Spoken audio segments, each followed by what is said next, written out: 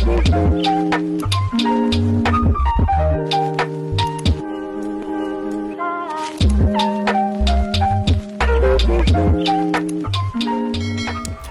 guys, welcome back to my YouTube channel. So for today's video, i-share ko sa inyo yung nabili kong mobile phone dahil nag-upgrade ako ng phone which is iPhone 14 Pro Max. So dapat mag-iPhone 15 ako pero may mga reviews kasi na nag-overheat si iPhone 15. So hindi muna ako nag-upgrade ng iPhone 15, nag-iPhone 14 Pro Max muna ako. And then nagastos-gastos din kasi kami sunod-sunod ng gastos dahil bumili rin kami ng bahay. I-vlog ko rin dito yung bahay na nabili namin pag na-refurnish na namin siya kasi bala ko siya papinturahan ng bago. So okay naman na lahat guys, nabayaran naman na lahat. Then share ko dito yung mga ibang clips na mga video clips ko lang para lang may ma-content ako for this month kasi matagal akong hindi nakakapag-upload ng content dito sa YT channel. So bumili ako ng phone sa Mobilizer JEJ na shop. So dito ko lang siya nabili sa Telebastagan kasi tumingin ako sa Nepo. Wala akong makita sa Nepo na may mga freebies. So lahat sila lang, basta mobile phone lang. Sa iba kasing shop, may mga freebies siya. Kagaya nitong iPhone 14, papakita ko dito kung ano yung mga freebies nyo. Hindi ko muna siya i-unbox. Siguro i-separate video ko siya, ikakat ko siya kasi nabuksan ko na siya. Dun pa lang sa shop, kailangan i-check mo siya.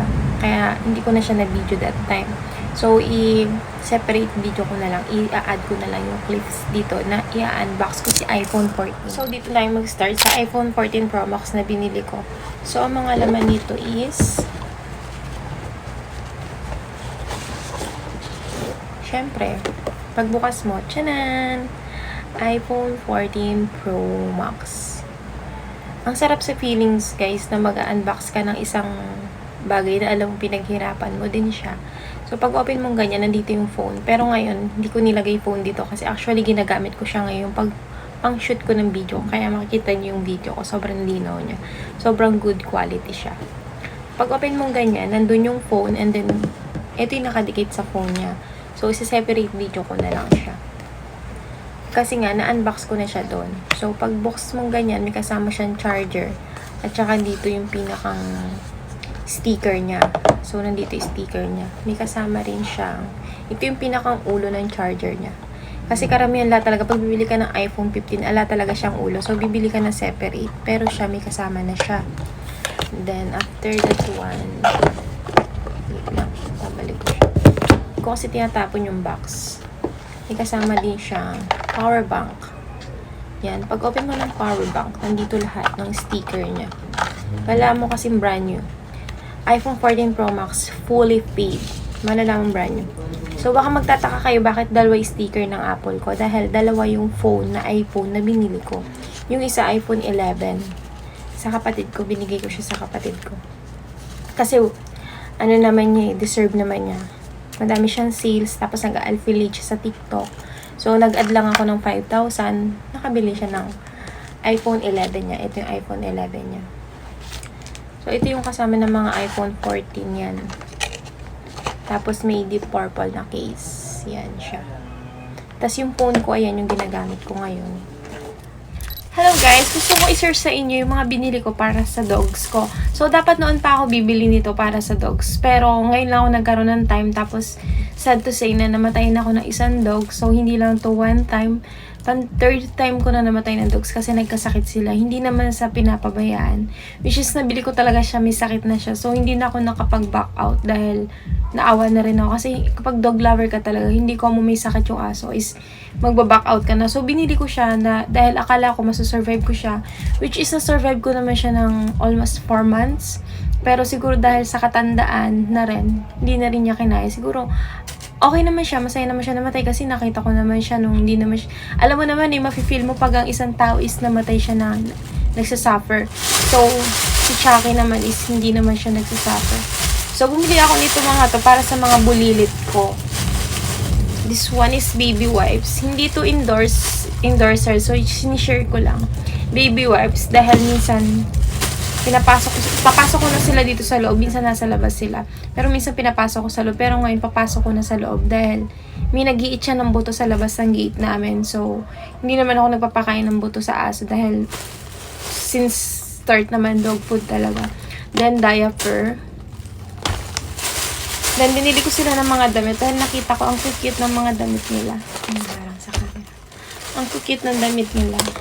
This 1, 2. Kasi ano sila yung tatlo sila. 3. May mga tag price pa yung mga yan. Siguro bawat isa is 120. Tapos binili ko sila ng leash. Tigi isang leash para pag iwawalk ko sila. Kaya yung pink, isa pink dahil may isa akong girl, female. So, simula pagkabata na sa akin sila. Tapos pang scoop sa food nila. And then soap. And then powder. So, papagamit ko na sa kanila. Diba lang?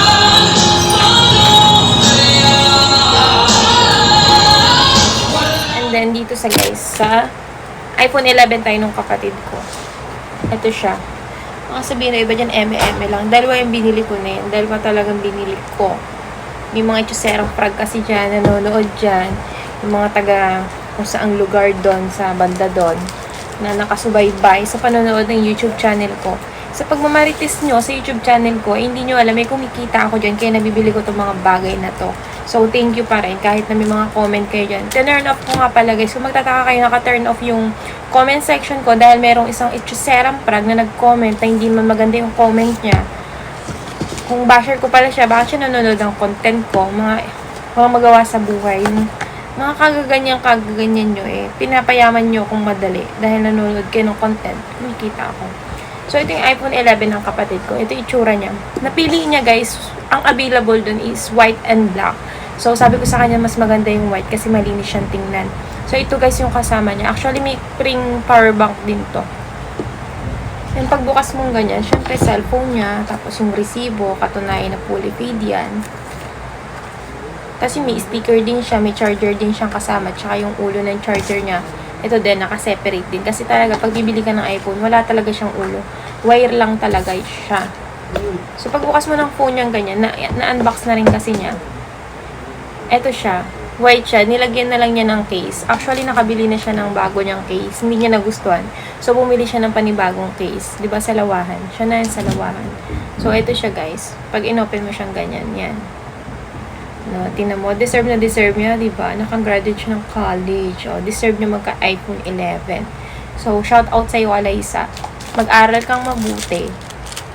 Mga pupunta sa yung laptop. And then, next, ikaw naman magkakaroon ng Apple na mobile. Tapos, papakita ko sa inyo, ito yung pinaglumaan niya. Nabili ko sa halagang 11,990. Samsung Galaxy A13. So, binili ko rin to. Kinash ko rin siya. Tapos, ito siya. Bagong-bago pa siya, guys. Wala pa siyang isang buwan na nagagamit. Ito yung old na ano niya.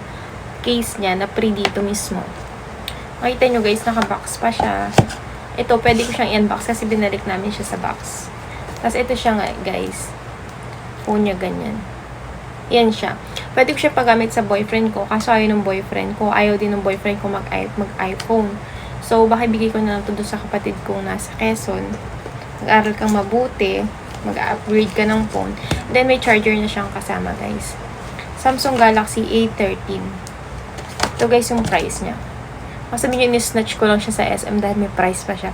Old stock, hindi na siya. Last stocks na kasi siya ng gantong kulay, na kulay blue. Yun na nagustuhan ni MM nung una. Kaya, yun yung binili ko.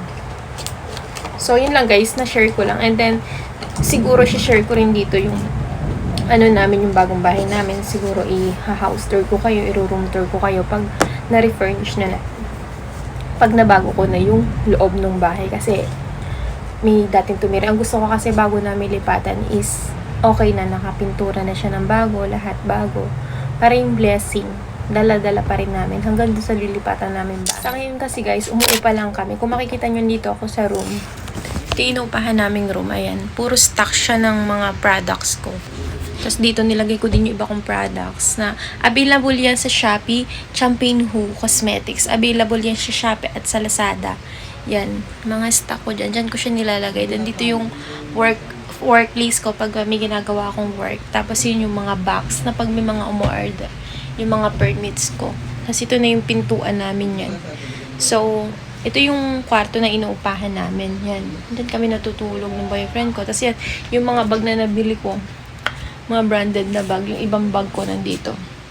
Sa side na to, ito. Yan, dito sa side na yan. Tapos ito yung miss ng lasa kanyang helmet. Yan. Tapos yung helmet na binili namin na isa. Nagpakabit kami ng aircon dito kasi sobrang init. Tapos, may alaga rin ako ditong baboy. Akala nyo lang, nangangatay siya ng baboy. Pero hindi, nag-aalaga rin ako ng baboy. Taran! Dalawa na yung pigi ko dyan. So, nag-iipon-ipon din naman ako. Hindi naman ako basta gastos na. Kaya nga ako nakakabili ng mga gusto ko kasi nag-iipon ako. So, kung meron kayong gustong bilhin guys, matuto kayo mag-ipon. So, maybe hanggang dito na lang yung video. Tinatapos ko na rito yung video. So, magsa-separate video na lang ako na pag maglilipat na kami ng bahay. Tapos, pag i-refurnish, siguro maunang kong i-upload yung pagre-refurnish namin. Papapinturahan ko ng bago. So, makikita nyo yung bahay na nabili namin doon. Tapos, balak pa namin bilhin yung isang bakanting lote kasi balak ko magtayo ng mini grocery, yung sari-sari store, para may income na bumabalik. So, tatapusin ko na rito yung vlogs ko. Tapos, mag-separate video na lang ako. Sana nag-enjoy kayo sa share kong video. So, don't forget to subscribe my channel, follow my, click the notification bell, and follow my page. Dahil doon ako lagi nag-update ng mga everyday's vlogs na nangyayari. All 1 month, a month vlog, mga ganyan. Kasi minsan, 1 month bago ako mag-upload ng video. Minsan naman, weekly. Kagaya dati nun, weekly, minsan araw-araw talaga nag-daily vlog talaga ako. So, naging busy lang ako this day kasi nga inasikaso ko yung binili naming bahay. So, naging busy ako. So, hindi ko inaasa lahat ng bayarin do sa boyfriend ko. Kung may gusto akong bilhin para sa sarili ko, binibili ko na sa pera ko kasi yung pera niya, nasa kanya, kinikip niya yung pera niya para kung may gusto rin siyang bilhin, bibili niya. Pero syempre, sa bahay, alam niyo naman, kailangan talaga lalaki ang gagastos doon. Kaya, responsibilidad niya na bigyan ako ng bahay. Charot. Char lang. So, hanggang dito na lang guys yung video na masishare ko. And thank you sa pag-follow, sa pag-subscribe. Yung hindi pa nakasubscribe, subscribe na kayo. And click the notification bell para lagi kayo notif sa mga video na gagawin ko.